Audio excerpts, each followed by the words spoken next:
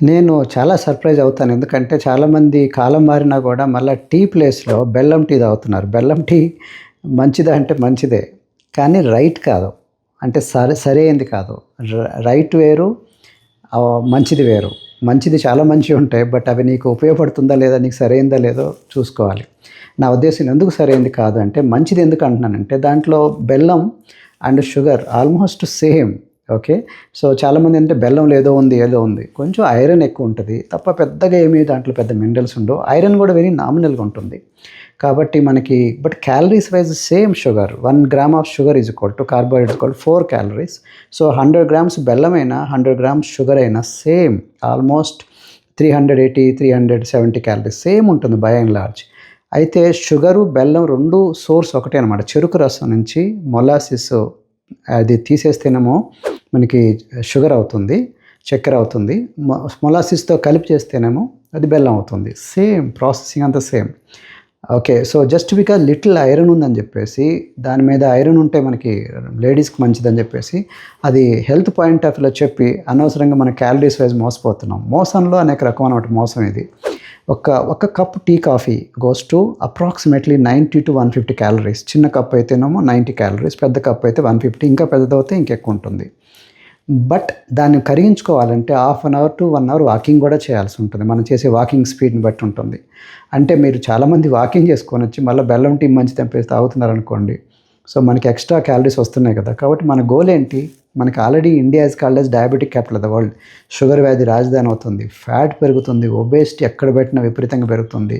Government జాగ్రత్తగా ఉండండి, obesity లావు తగ్గించుకోండి అని చెప్తున్నప్పుడు టీ, కాఫీలు లిక్విడ్ క్యాలరీస్ అంటారు. అన్నెసెసరీ క్యాలరీస్ వస్తున్నాయి. దాంట్లో పెద్ద న్యూట్రిషన్ ఏం లేదు. అందుకని మనకి షుగర్ వద్దన్నాం అని చెప్పేసి బెల్లం తీసుకుంటే అది కూడా క్యాలరీస్ ప్లస్ షుగర్ కూడా అనమాట. By and large same. కాబట్టి రోజుకు 4 సార్లు బెల్లం టీ తాగామనుకోండి, 400 క్యాలరీస్ వచ్చింది. ప్లస్ అన్నెసరీ షుగర్ కూడా వచ్చింది. Maybe in the name of iron పేరు మీద మనకు అంత క్యాలరీస్, అంత షుగర్ మనకు అవసరమా? అన్ని క్యాలరీస్ అవసరం లేదు కదా!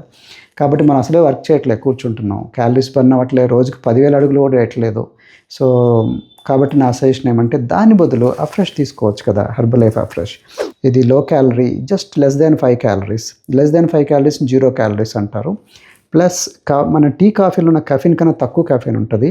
దానికన్నా తక్కువ కాస్ట్ కూడా పడుతుంది. హెల్త్ వైజ్ ఉన్నాయి, బెనిఫిట్స్ ఉన్నాయి. ఎనర్జీ డ్రింక్ లాగా ఉంటుంది.